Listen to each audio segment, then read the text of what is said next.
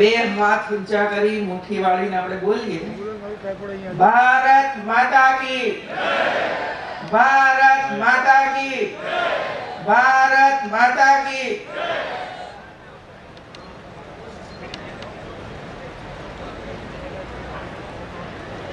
નવરચિત લાખણી તાલુકામાં આજે તાલુકા સેવા સદનનું ઉદ્ઘાટન અને થરાદમાં પ્રાંત કચેરીના ઉદ્ઘાટન પ્રસંગે આપણી વચ્ચે ઉપસ્થિત કેન્દ્રીય રાજ્ય મંત્રી શ્રી હરિભાઈ ચૌધરી, મારા મંત્રીમંડળના સાથીઓ, મંત્રી શ્રી રમણભાઈ વોરા, મંત્રી શ્રી શંકરભાઈ ચૌધરી, સાંસદ શ્રી લીલાધરભાઈ વાઘેલા, હમણાં જ જેમની જિલ્લા પંચાયતના પ્રમુખ તરીકે નિયુક્તિ થઈ છે એવા દિનેશભાઈ દવે, ભાજપના પ્રદેશ મહામંત્રી શ્રી કેસી પટેલ, ધારાસભ્યશ્રી અને જિલ્લા ભાજપના પ્રમુખ શ્રી કેશાજીભાઈ ચૌહાણ, ધારાસભ્ય અને પૂર્વ મંત્રી શ્રી પરમતભાઈ પટેલ, પૂર્વ ધારાસભ્યશ્રીઓ, સ્ટેજ પર બિરાજમાન અન્ય સૌ મહાનુભાવો, જિલ્લા કલેક્ટર શ્રી, જિલ્લા વિકાસ અધિકારી શ્રી, ભારતીય જનતા પાર્ટીના સૌ પદાધિકારી ભાઈ બહેનો, સમાજના સૌ આગેવાનો, ખૂબ મોટી સંખ્યામાં આસપાસના વિસ્તારોમાંથી આવેલા સૌ આગેવાનો, ચૂંટાયેલા સૌ સદસ્ય ભાઈ બહેનો, મોટી સંખ્યામાં ઉપસ્થિત માતાઓ, વાલા બાળકો અને પત્રકાર ભાઈઓ,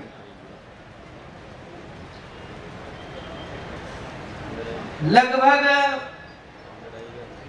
3-4 વર્ષ પહેલા 2012 નરેન્દ્રભાઈ મોદી જ્યારે ગુજરાતના મુખ્યમંત્રી હતા ત્યારે મોટા જિલ્લાઓનું વિભાજન કરી અને નાના જિલ્લાઓ બનાવવા, તાલુકાઓ મોટા હોય તો એ તાલુકાઓનું પણ વિભાજન કરી અને નવા તાલુકાઓ બનાવવા, આવો એક મહત્વપૂર્ણ નિર્ણય સરકારે લીધો અને એના ભાગ સ્વરૂપે રાજ્યમાં 26 જિલ્લાઓ હતા, એમાં વધારો કરીને 7 નવા જિલ્લાઓની રચના કરવામાં આવી અને એમ કરીને આજે ગુજરાતમાં 33 જિલ્લાઓ બન્યા। એ જ રીતે નવા 23 તાલુકાઓનું નિર્માણ કરવામાં આવ્યું અને આજે 249 જેટલા તાલુકાઓ ગુજરાતની અંદર કાર્યરત બન્યા છે। આ કામ કરવા પાછળનું કારણ એ જ હતું કે નાના તાલુકાઓ હોય, સરકારી તંત્ર પણ આખા એ તાલુકાની અંદર પહોંચી વળી શકે, ગામ ગામનો પ્રવાસ કરી શકે અને મળવા પાત્ર સુવિધાઓ ગામ સુધી પહોંચી શકે, વ્યક્તિ સુધી પહોંચી શકે એવા શુભ હેતુથી આ નવા તાલુકાઓની રચના કરવામાં આવી હતી। આટલા ટૂંકા ગાળાની અંદર આપણે બધા જ જિલ્લાઓની અંદર, મતલબ કે 7 જિલ્લાઓની અંદર કલેક્ટર કચેરીઓનું નિર્માણ કરી દીધું, પ્રાંત કચેરીઓનું પણ નિર્માણ કરી દીધું અને નવા જેટલા પણ તાલુકાઓ બન્યા એમાં 1-2 તાલુકાઓને છોડીને બાકીના તમામ તાલુકાઓની અંદર તાલુકા સેવા સદનોની રચના પૂર્ણ થઈ ગઈ છે। મિત્રો, સરકારી અધિકારીઓ અને કર્મચારીઓ આપણા સૌના માટે દિવસભર કામ કરતા હોય છે અને એટલા માટે એમના માટે પણ અદ્યતન સુવિધાઓની આવશ્યકતા હોય છે અને હવે જ્યારે ટેકનોલોજી આવી છે, કોમ્પ્યુટરનો ઉપયોગ થઈ રહ્યો છે, ઓનલાઈન એપ્લિકેશનો આવી રહી છે, એવા સંજોગોની અંદર પણ નવી જ્યારે પણ મકાનો આપણે બનાવતા હોઈએ ત્યારે આ બધી જ સગવડો નવા ભવનોની અંદર કાર્યરત બને એના માટે રાજ્ય સરકારે કામ શરૂ કર્યું અને આજે મેં કહ્યું એમ 1-2 તાલુકાઓ એ પણ માત્ર જમીનના ડિસ્પ્યુટને કારણે એક અડધું ગામ એમ કે અહીં બનાવો અને અડધું ગામ એમ કે આ બાજુ બનાવો. આવા ગામની વચ્ચે ભાગલા પડેલા હોવાને કારણે એનો નિર્ણય આપણે કરી શક્યા નથી.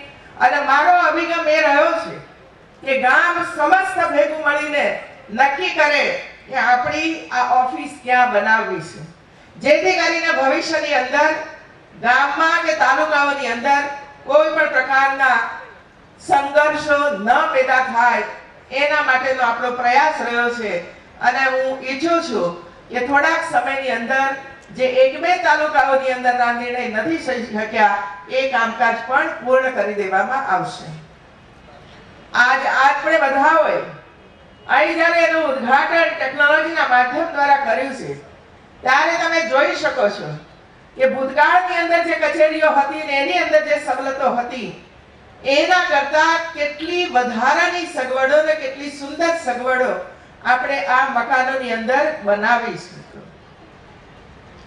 ભૂતકાળમાં જૂના મકાનોની અંદર ન પીવાની વ્યવસ્થાઓ હોય, ન બેસવાની વ્યવસ્થાઓ હોય, અને જ્યાં લોકો પોતાના કામ માટે આવતા હોય એવી જગ્યા પણ ક્યાંય હતી નહીં. અને એટલા માટે બહાર ક્યાંક ઝાડ નીચે, ક્યાંક કોટલા ઉપર, ક્યાંક પગથિયા ઉપર અરજદારોને બેસવું પડતું હતું. પંખો તો હોય જ નહીં ભાઈ.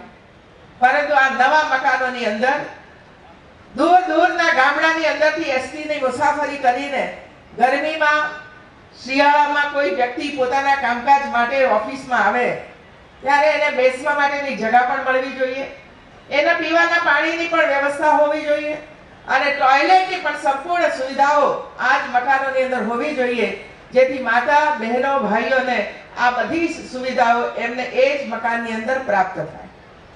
આસપાસનો વિસ્તારની અંદર પણ સારો એવો ગાર્ડન, બાગ બગીચો બને કે જેથી કરીને કોઈને એના નીચે આરામ કરવો હોય, વૃક્ષ સરસ મજાના હોય, નીચે બેન્ચીસ વગેરે હોય, જેથી કરીને કોઈને પણ 5 વાગ્યા પછી 6 વાગ્યા પછી ઓફિસો બંધ થઈ જાય અને તેમ છતાં પણ એની અંદર આવીને બેસવું હોય તો બેરોકટોક વગર પણ તે લોકો આવીને ગાર્ડનની અંદર બેસી શકે, આરામ કરી શકે.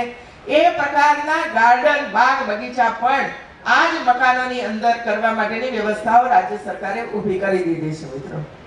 અને એટલા માટે મારા અધિકારીશ્રીઓ પાસે હંમેશા અપેક્ષા રાખતી હોઉં છું કે રાજ્ય સરકારે જે કોઈ સુવિધાઓ આપના માટે બનાવી છે એ સુવિધાઓનો મહત્તમ ઉપયોગ સમાજના ગરીબમાં ગરીબ વ્યક્તિઓ માટે થાય અને એમના જે કોઈ કામો છે એ કામોનો જલ્દીથી નિકાલ આવે.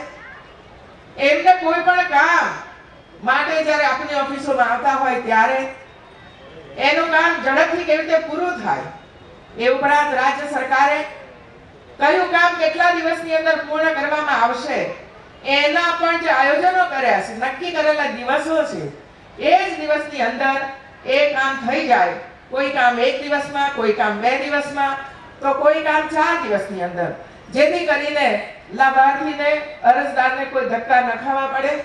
એનાથી આગળ જઈને ધીરે ધીરે કરીને પૂરા ગુજરાતમાં આપણે SMS દ્વારા તમને સંદેશો પણ મળી જાય કે તમારું કામ પૂરું થઈ ગયું છે અને શક્ય હોય તો એનો ઓર્ડર પણ તમારા મોબાઈલ ઉપર મોકલી આપે, જેથી કરીને ડાઉનલોડ જો કરી શકતા હોય નજીકમાં તો તમે એ ત્યાં ને ત્યાં કરી શકો છો. આવા પ્રકારની એક આધુનિક વ્યવસ્થા પણ આપણે આપણી સરકારની અંદર ઉપલબ્ધ કરાવી રહ્યા છીએ. એનું કારણ એ છે કે દેશના વડાપ્રધાન નરેન્દ્રભાઈ મોદી બન્યા અને એમણે આપણને ઘણા બધા સ્લોગન આપ્યા, મંત્ર આપ્યા, સ્લોગન કરતા મંત્રો આપ્યા. એમાંનો એક મંત્ર એમણે આપ્યો, સ્વચ્છ Bharat, clean India, green India અને ડિજિટલ ઇન્ડિયા. આ ડિજિટલ ઇન્ડિયા ની ગતિવિધિ ઝડપથી ગુજરાતમાં થાય એના માટેનો પ્રયાસ છેલ્લા 5-7 વર્ષથી આપણે કરતા હતા. અને એટલે મને કહેતા ખુશી અને આનંદ થાય છે કે સમગ્ર દેશના જુદા જુદા રાજ્યોની અંદર ટેકનોલોજીનો ઉપયોગ જે રીતે ગુજરાત સરકારે કર્યો છે એટલો ઉપયોગ દેશના કોઈ પણ રાજ્યની અંદર નથી થયો. એ ગૌરવ આજે આપણે પ્રાપ્ત કરી શક્યા છીએ. અને બધો શ્રેય નરેન્દ્રભાઈ મોદીને જાય છે, કારણ કે એમણે જો નેટવર્ક ઊભું ન કર્યું હોત તો આજે ગામડાઓની અંદર પણ વાઈફાઈની વ્યવસ્થા આપણે ન આપી શક્યા હોત. ઝડપથી આપણા અધિકારીશ્રીઓ આ દિશાની અંદર આગળ વધી રહ્યા છે. આજે હું એમ કહી શકું કે આપણા જેટલા પણ ગામડાઓ છે 13,000 જેટલા ગામડાઓ છે, એમાંથી 750 કરતા વધારે ગામોની ગ્રામ પંચાયતો વાઈફાઈ બની ચૂકી છે. મિત્રો, આ ડિજિટલ ઇન્ડિયાની શરૂઆત ગુજરાતે કરી દીધી છે. પંચાયત ઓફિસો વાઈફાઈ બની ગઈ છે, જેને કારણે તમે પંચાયત ઓફિસની અંદર જઈને પણ ઇન્ટરનેટના માધ્યમ દ્વારા કામકાજ કરી શકો છો.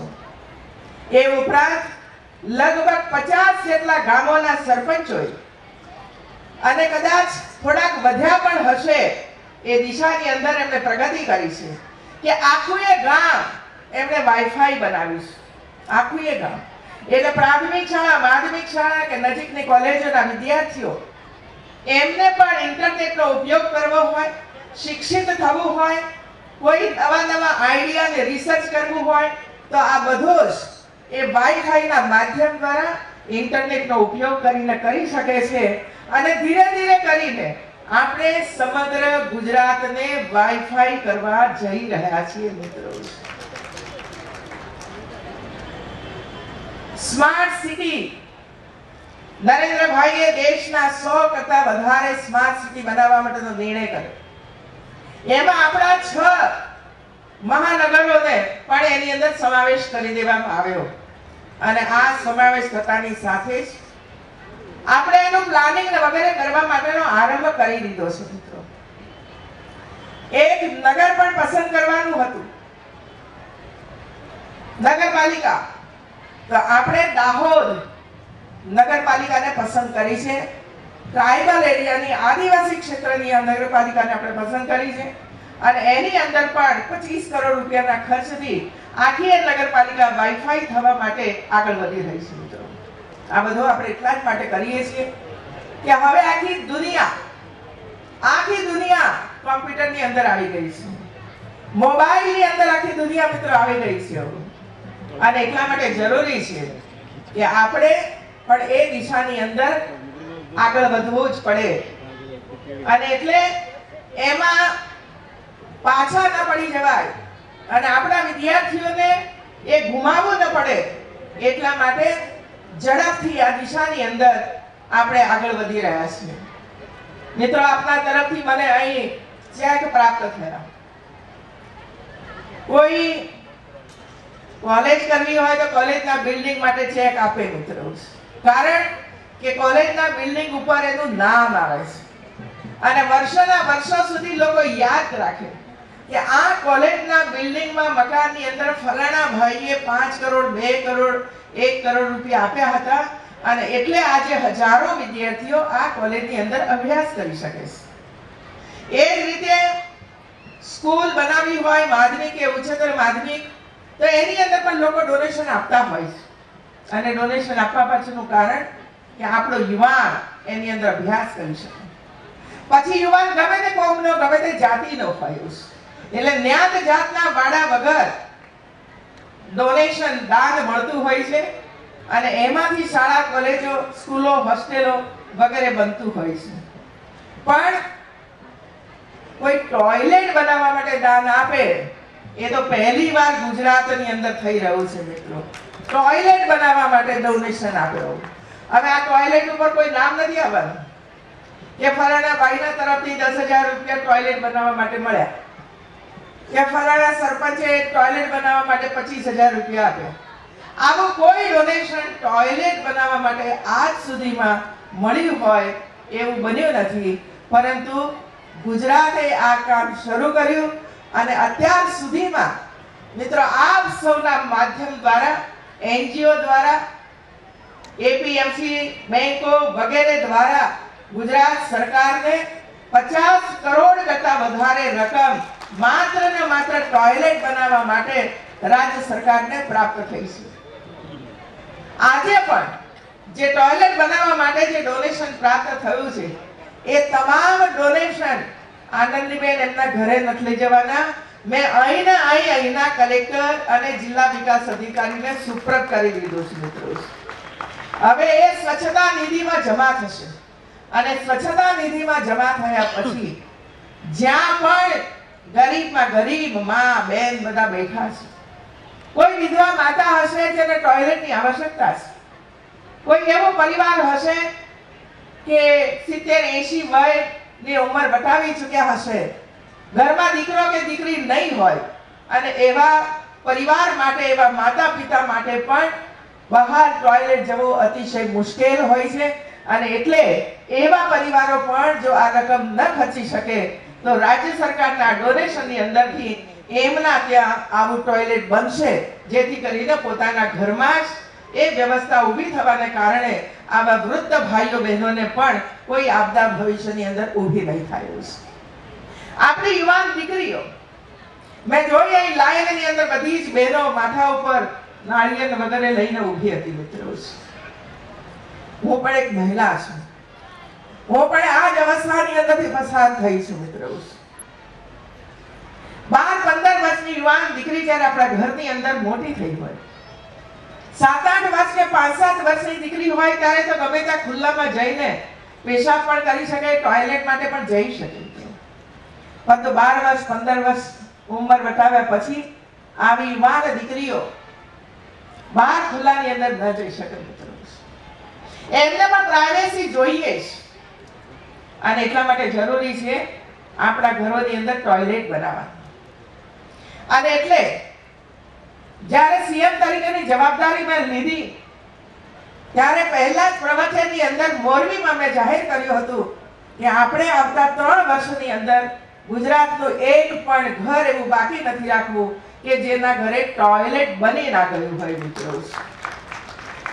અને એ આખો વિચાર સમાજે ઉપાડી લીધો.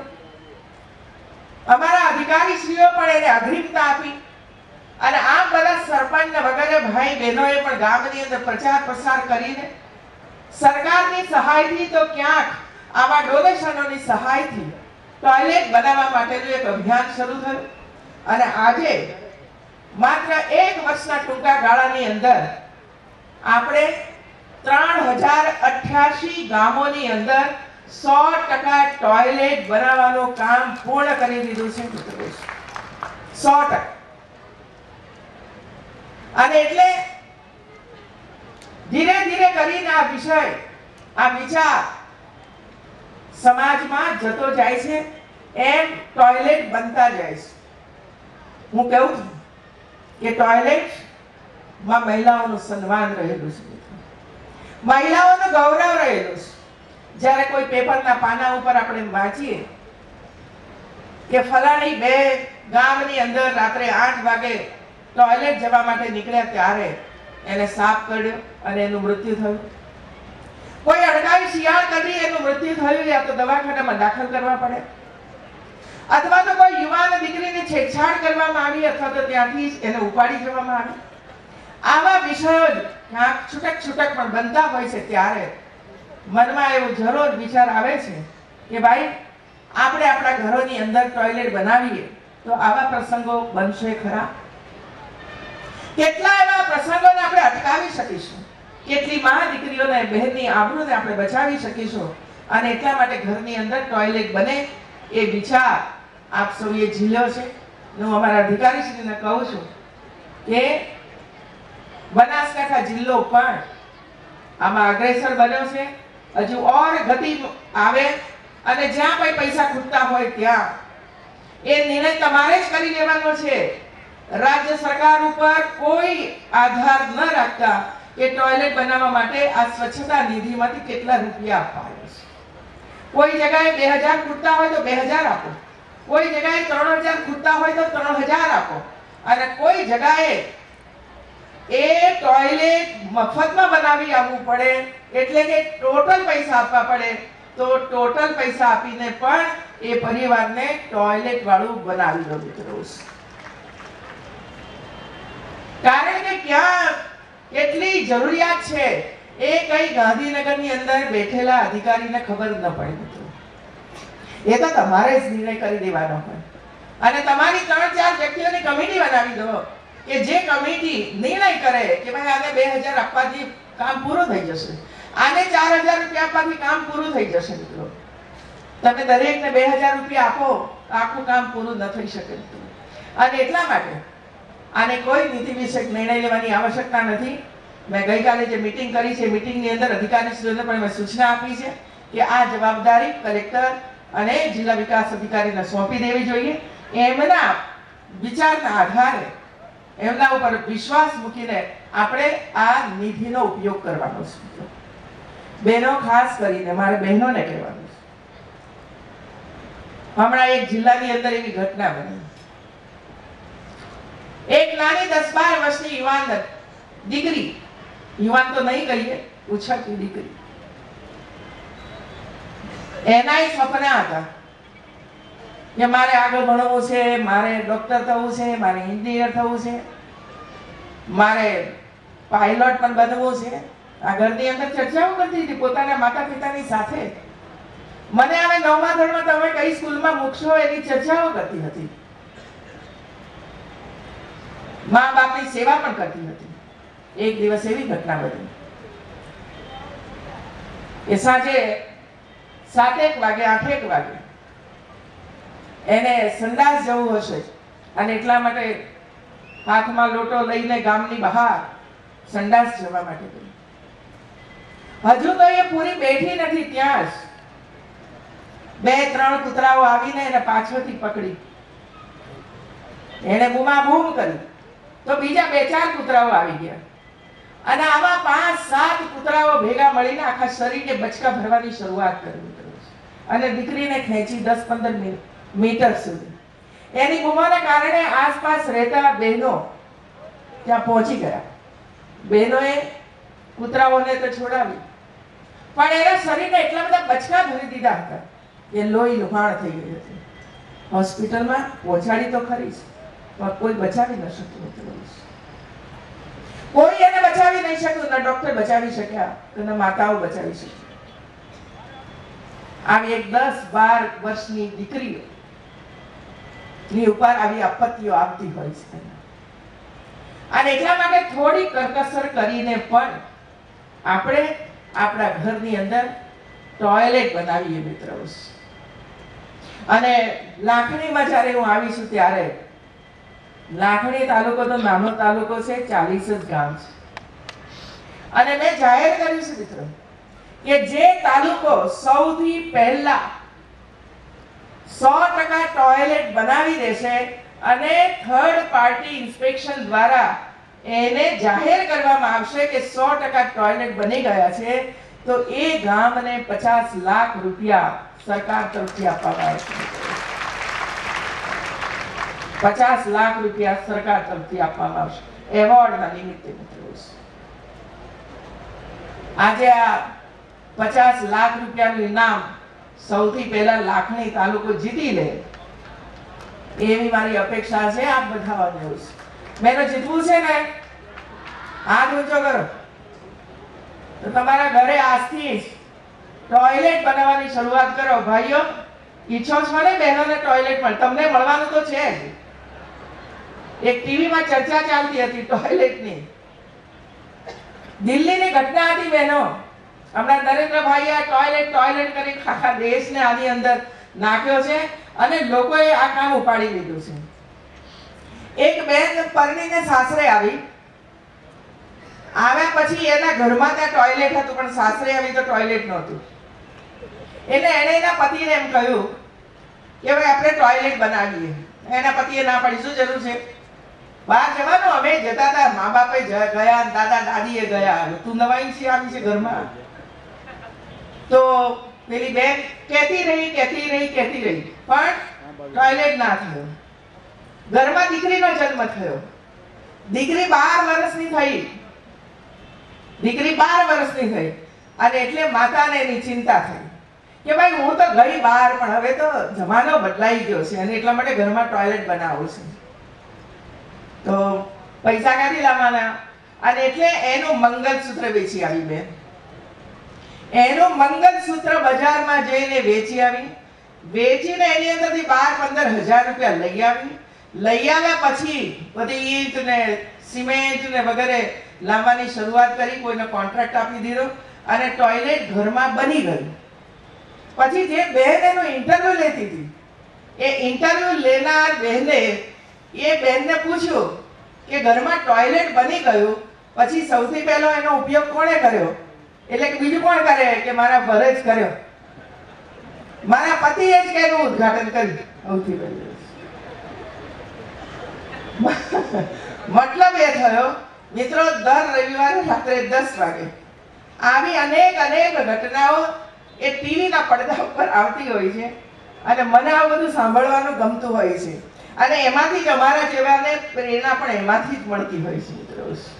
હું પણ ગામમાં ઉછરી છું મિત્રો, પણ મને આની આદત નહોતી, કારણ કે મારા પિતાજીના ત્યાં બધી સગવડો હતી, પરંતુ જ્યારે ગામમાં રહેવા માટે જતા હતા ઉનાળાનો 1 મહિનો, કારણ મારા પિતાજી તો ખેતરમાં રહેતા હતા, જેમ તમે બધા ખેતરમાં રહો છો એ રીતે, અને ગામમાં 1 મહિનો આવવું પડે ત્યારે પણ અમે અમારી બહેનો, જે મારા જેટલી નાની મોટી બધી બહેનો, અમે અમારા પિતાજીને એમ કહેતા કે તમારે જવું હોય તો જાઓ, અમે ગામમાં નહીં આવીએ. અને બધી વિધિ વિધાન સવારે ખેતરમાં પતાવી, ત્યાં ખેતરના ગામમાં, ને ત્યાર પછી ગામડે ઘરે આવીએ અને સાંજ સુધી રોકાઈએ અને રાત્રે તો પાછું ખેતરમાં જતું રહેવાનું. અને એટલા માટે ભાઈઓ બહેનો, આ ટોયલેટનો વિષય મેં ઉપાડ્યો છે. બીજો એક વિષય ઉપાડ્યો છે બહેનો, મહિલા બાળ કલ્યાણ વિભાગમાં બહેનોની સાથે અનેક વાર કામ કરવાનું થયું અને હવે જ્યારે આખા ગુજરાતની જવાબદારી ભારતીય જનતા પાર્ટી અને તમારા બધાના આશીર્વાદથી મળી છે, ત્યારે દર સોમવારે અને મંગળવારે મારી ઓફિસની અંદર અનેક બહેનો ભાઈઓ આવે છે, પોતપોતાના વિષયો લઈને આવે છે અને એની અંદર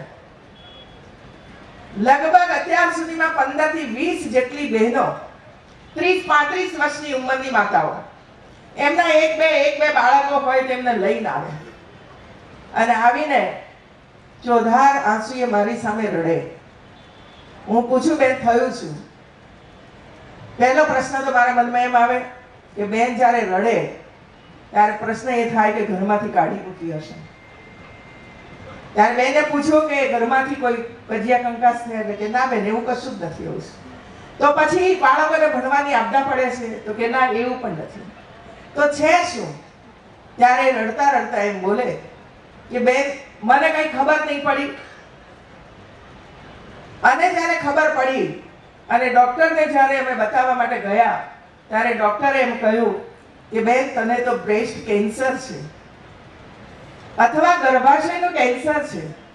અને પછી મારા પતિને એ બોલે ડોક્ટર કે તમે શું કરતા હતા અત્યાર સુધીમાં? આ તો 3-4 સ્ટેજે પહોંચી ચૂક્યું છે અને એટલા માટે ગમે તેટલી દવાઓ કરો અથવા તો એનું ઓપરેશન કરો તો પણ આ બેનને આપણે નહીં બચાવી શકીએ. હવે જેટલો સમય હું બચું એટલો સમય પણ ઓપરેશન કરવાના પૈસા અમારી પાસે નથી.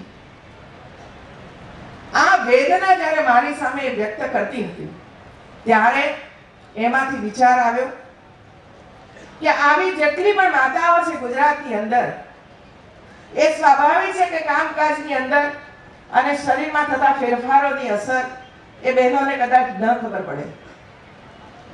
અને એટલા માટે આપણે એ નિર્ણય કર્યો કે જો શરૂઆતના સ્ટેજમાં જ બ્રેસ્ટ કેન્સર અને ગર્ભાશયના મુખનો કેન્સર પકડાઈ જાય તો પછી એનું ઓપરેશન અને દવાઓથી એને મુક્ત કરી શકાય છે અને બહેનને બચાવી શકાય છે.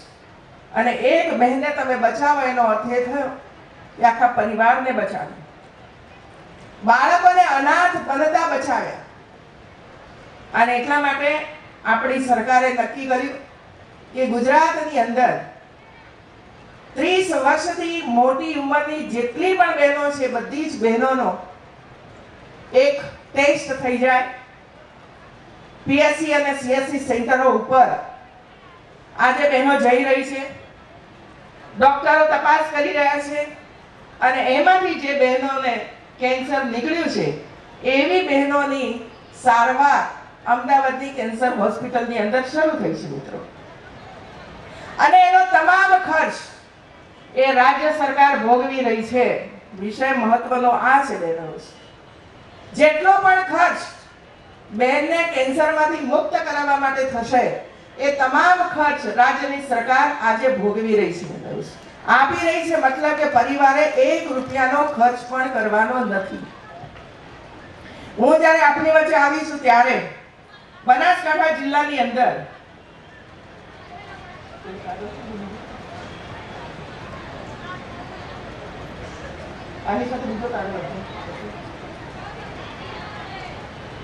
બનાસકાંઠા જિલ્લાની અંદર અત્યાર સુધીમાં લગભગ 28,000 જેટલી બહેનોની તપાસણી કરવામાં આવી છે. આ 28,000 બહેનોમાંથી 40 જેટલી માતાઓને બ્રેસ્ટ કેન્સર અને ગર્ભાશયના કેન્સર નીકળ્યા છે. હવે જો આ માતાઓને તપાસ ન કરી હોત તો એ માતાઓની સારવાર શરૂ ના થઈ હોત અને આપણી વચ્ચેથી ચાલી પણ ગઈ હોત. અને એટલા માટે બહેનો, મારી આપ સૌને વિનંતી છે કે સમય કાઢીને મેં આંગણવાડીની બહેનોને પણ આ વાત કરી છે કે તમે જે ગામની અંદર આંગણવાડીની અંદર વર્કર અને હેલ્પર તરીકે કામ કરો છો એ તમે બહેનોને 10-15 બહેનોને નજીકની હોસ્પિટલમાં લઈ જાઓ અને ત્યાં એમની ચકાસણી કરાવી દો અને જો નીકળે તો પછી આગળ આપણે એને લઈ જઈ શકીએ છીએ. એ જ રીતે ડાયાબિટીસ ટેસ્ટ, ડાયાબિટીસ રોગ એવો છે કોઈને ખબર જ પડે નહીં. અને એટલે જેટલું ખાવું એટલું આપણે ખાધા જ કરતા. અને આ ડાયાબિટીસ એવો વકરે શરીરની અંદર કે કિડનીને ખરાબ કરી નાખે, ફેફસાને પણ ખરાબ કરી નાખે. પગમાં સોજા ને વગેરે આવે ત્યારે ખબર પડે કે આપણને તો ડાયાબિટીસ છે. અને એટલે ડાયાબિટીસનો ટેસ્ટ પણ મફતમાં થઈ રહ્યો છે. અને અત્યાર સુધીમાં 49,704 ભાઈઓ અને બહેનોનો ડાયાબિટીસ ટેસ્ટ થઈ ગયો છે. અને એમાં 2,151 ભાઈઓને ડાયાબિટીસ નીકળ્યો છે. હવે એમને દવાઓ સરકાર આપી રહી છે, એમને સારવાર મળી રહી છે. આગળ જતા ડાયાબિટીસમાંથી પણ એ મુક્ત થઈ જશે. હમણાં એક 17, 18 કે 19 વર્ષની એક દીકરી મારી ઓફિસમાં આવી. હમણાં ગયા અઠવાડિયાની જ વાત છે. મને આવીને એને મને કહે કે બેન તમે આવું બધું કામ કરો છો પણ આવું કામ પણ કરવું જોઈએ. એટલે મેં કહ્યું શાનું કામ છે? એટલે મને એમ કહે કે મારા હોઠ તૂટેલા હોવાને કારણે મને કોઈ પસંદ કરતું નથી એવું છે, મને કોઈ મૂર્તિઓ ભણતું નથી એવું છે. મારા હોઠ તૂટેલા છે અને એટલા તૂટેલા છે વચ્ચે વધારે ભાગ લાંબો મેં જોઈ પણ એની દીકરીને તો દાંત પણ દેખાય છે. કદરૂપો ચહેરો હોવાને કારણે આ દીકરીને મૂર્તિઓ સમાજમાંથી મળતો નથી એવું છે. હવે આપ વિચાર કરો કે એની વેદના કેટલી મોટી હશે. આ દીકરી તો કાલે કે પરમ દિવસે મારી પાસે આવી, પણ આપણે નિર્ણય કર્યો 2 મહિના પહેલા કે ગુજરાતની અંદર જેટલા પણ બાળકોના હોઠ તૂટેલા હોય, તાળવું ચોંટી ગયેલું હોય તો એવા બાળકોને શોધીને પણ પ્લાસ્ટિક સર્જરી કરીને એનો ચહેરો બદલાવ અને બદલી શકે છે. મિત્રો, આ વખતનું મેગેઝિન આપણું ગુજરાત અંક જો તમારા હાથમાં આવે, જો તમે એના સભ્ય હો તો એની અંદર જોજો કે જે બાળકનો હોઠ તૂટેલો હતો એનો ફોટો પણ આપેલો છે અને પ્લાસ્ટિક સર્જરી કર્યા પછીનો એ બાળકનો ફોટો છે. કોઈ નહીં કહી શકે કે આ બાળકનો હોઠ પહેલા તૂટેલો હતો ને હવે આવો થયો છે. અત્યાર સુધીમાં આમાં 5,000 બાળકોને આપણે શોધ્યા છે. એમાંથી 2-2,500 બાળકોનું કામ આપણે પૂર્ણ કરી દીધું છે અને બાકીના બાળકોના હોઠ સાધવાનું કામ અત્યારે હોસ્પિટલોની અંદર ચાલુ છે મિત્રો. હવે આ કામ જો આપણે કરી રહીએ તો આ દીકરા દીકરીને ભવિષ્યની અંદર કોઈને પતિ શોધવા નીકળવું પડે, કોઈને પત્ની શોધવા નીકળવું પડે, એવી ઘટનાઓ ભવિષ્યમાં નહીં બને મિત્રો. આ એક સામાજિક કામ છે મિત્રો. પરિવાર ગરીબ હોવાને કારણે જન્મે ત્યારે નથી કરી શકતું, કારણ કે એક બાળકનો હોડ સાંધવો એટલે 10 થી 15,000 રૂપિયાનો ખર્ચ થાય છે.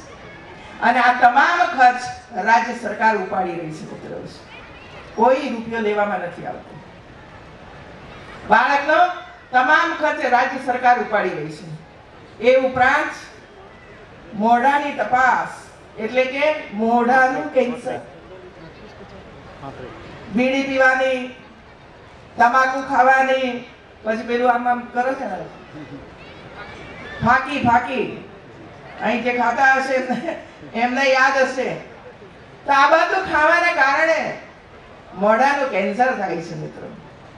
અને એટલે આ મોઢાના કેન્સરને શોધવા માટે પણ કામકાજ સરકારે શરૂ કર્યું છે.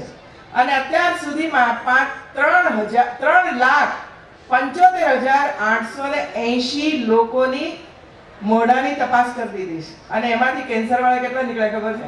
15,873 કેન્સર મોઢાનું. પછી ખાઈ ન શકાય. અને શું સ્થિતિ થાય છે એ આપણે બધું જાણીએ છીએ મિત્રો. તો આજે જ્યારે એક નવો તાલુકો બન્યો છે અને આ બધાની વચ્ચે જ્યારે હું અહીં આવીશું ત્યારે આરોગ્યની તપાસણી બાળક જન્મે ત્યાંથી માંડીને છેક સ્મશાન ભૂમિ સુધી વ્યક્તિ પહોંચે ત્યાં સુધીની અનેક યોજનાઓ રાજ્ય સરકારે આપ સૌના માટે ઊભી કરી છે મિત્રો. આનો લાભ આપણે લઈએ. થોડાક સમય પહેલા કુદરત રૂઠી અને એક સાથે 3 દિવસ સુધી કદાચ 3 વર્ષનો ભેગો વરસાદ 2 દિવસ 3 દિવસની અંદર થઈ ગયો. એની પરેશાની તમે બધાએ ભોગવી છે મિત્રો. તમને જેટલી મદદ થઈ શકે તેટલી મદદ રાજ્ય સરકાર અને રાજ્ય સરકારના અધિકારીશ્રીઓ કરી છે. અમારા મંત્રીશ્રીઓ, ધારાસભ્યો અને ભારતીય જનતા પાર્ટીના આગેવાનો અને આપ સૌએ સાથે મળીને કમર સુધી કે ઢીંચણ સુધીના પાણીની અંદર વડાવીને પણ આવા ભાઈઓ બહેનોને મદદ કરવા માટેનો પૂરો પ્રયાસ કર્યો. 2 એવા ગામ કે જે ગામ નદી કિનારે હોવાને કારણે આખા ગામ એમાંથી તણાઈ ગયા અને જમીન ખરાબ થઈ ગઈ. આજે જ્યારે હું આવવાની હતી ત્યારે આ બંને ગામને નવેસરથી વસાવવા માટે એક ગામને 5 એકર જમીન અને એક ગામને 4 એકર જમીનનો ઓર્ડર આપી દેવામાં આવ્યો છે મિત્રો. આજે ઓર્ડર આપી દીધા છે. હવે જે ગામ એની અંદર પ્લોટ, એની અંદર રસ્તાઓ, એની અંદર પાણી ગટરની વ્યવસ્થા, એની અંદર વીજળીની વ્યવસ્થા, એની અંદર આંગણવાડીની વ્યવસ્થા, આ તમામ વ્યવસ્થા, નાનો ગાર્ડન, બાગ બગીચો, આવું એક સંપૂર્ણ આદર્શ ગામ બનાવવાની મારી કલ્પના છે. અને એટલા માટે મારા અધિકારીશ્રીઓને મારી વિનંતી છે કે સાથે રહીને એનો સુંદર મજાનો પ્લાન કરો અને પ્લાન કરીને ડ્રો કરીને જેટલા પણ લાભાર્થીઓ હોય લાભાર્થીને આપવામાં આવે. મકાનોની ડિઝાઇનો, એક સરખા મકાનો, એક સરખી પાણીની વ્યવસ્થા, આ બધું જ તમને પ્રાપ્ત થાય એના માટે એક નવું ગામ વસાવવા માટે જે પણ જરૂરિયાત હશે એ જરૂરિયાત રાજ્ય સરકાર પૂરી પાડી શકે. બીજું, આજે મેં એકાદ ગામની વિઝિટ પણ લેવાની છું અને એ જોયા પછી મારા અધિકારીશ્રીઓની સાથે બેસીને જે કોઈ નીતિ વિષયક નિર્ણયો લેવાની આવશ્યકતા હશે એ નિર્ણયો રાજ્ય સરકાર લેશે. આખરે આપત્તિમાંથી બહાર નીકળવા માટે આપણે સાથે મળીને પ્રયાસ કર્યો છે અને હજુ પણ ભવિષ્યની અંદર આપણે પ્રયાસ કરીશું. આપણે ત્યાં અત્યાર સુધીમાં અનેક આપત્તિઓ આવી ગઈ છે, અનેક આપત્તિઓ આવી છે મિત્રો. ચાહે એ ભૂકંપ હોય અને એની અંદર પણ સાથે મળીને એ આપત્તિને અવસરમાં પલટવા માટેનો ભગીરથ પ્રયાસ સૌએ સાથે મળીને કર્યો છે.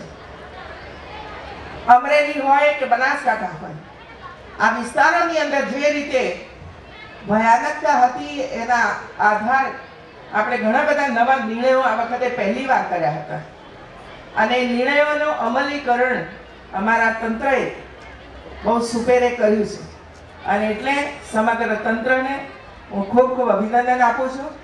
અને જે ભાઈ બહેનોએ આ આપત્તિની અવસરમાં પલટવા માટેનો પ્રયાસ કર્યો છે, મદદરૂપ થયા છે, કોઈને બચાવવા માટે મદદરૂપ થયા હશે, કોઈને ખવડાવવા પીવડાવવા માટે મદદરૂપ થયા હશે, આ બધા ભાઈ બહેનોને પણ એટલા જ અભિનંદન ઘટે છે મિત્રો.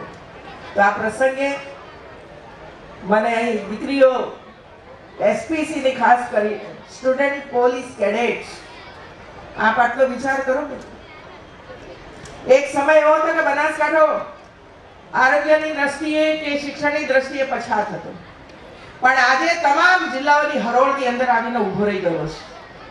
તમામ જિલ્લાઓની હરોળમાં આગળ આવે છે અને આ સ્ટુડન્ટ પોલીસ કેડેટની દીકરીઓ અને દીકરાઓને એક પોલીસની તાલીમ આપણે આપી છે. એ ગૌરવની બાબત છે આપણા સૌના માટે. જો તમે એક આદર્શ સાથે ચાલો તો સમાજ આદર્શ તરફ જાય જ. બાળકને ડિસિપ્લિન શીખવાડો તો એ ડિસિપ્લિન એના જીવનની અંદર આવતી જ હોય છે. બાળકને મૂલ્યોનું શિક્ષણ આપો તો એ મૂલ્યનિષ્ઠ જીવન જીવવા માટે તો હંમેશા એ પ્રયાસ કરશે જ મિત્રો. સાચું ખોટું શું છે એની ચર્ચા કરતા એને શીખવશો તો સાચું જ હંમેશા સ્વીકાર કરશે અને આ ખોટી બાબત છે તો એને રિજેક્ટ પણ કરશે જ મિત્રો. તો આવા એક સંસ્કાર, શિસ્ત, ભાવ, રાષ્ટ્ર પ્રેમ આપણા આવતીકાલના દીકરા દીકરીઓને પ્રાપ્ત થાય એના માટેનો પણ આપણો પ્રયાસ છે. એનાથી આગળ મારા અધિકારીશ્રીઓને ખાસ કરીને પોલીસ વિભાગને મેં કહ્યું છે કે બનાસકાંઠાની પાકિસ્તાની બોર્ડર ઉપર જેટલી પણ પ્રાથમિક શાળાઓ અને માધ્યમિક શાળાઓ આવેલી છે એ તમામ પ્રાથમિક અને માધ્યમિક શાળાઓ જે બોર્ડર ઉપર છે એ બોર્ડરની અંદર ચાલતી જે શાળાઓ અને એના બાળકોને પણ આ પ્રકારની તાલીમ મળે, સ્ટુડન્ટ્સ પોલીસ કેડેટની તાલીમ પ્રાપ્ત થાય એ માટે એમણે આયોજન કર્યું છે.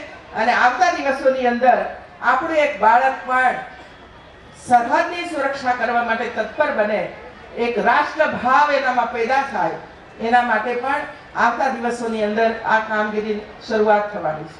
પાટણ, બનાસકાંઠા અને કચ્છ આ ત્રણેય જિલ્લાઓ ત્રણેય જિલ્લાઓ એ પાકિસ્તાની બોર્ડર ઉપર છે અને આપણી સરહદોને સાચવવાનું કામ પણ આપણે જ કરવું પડે.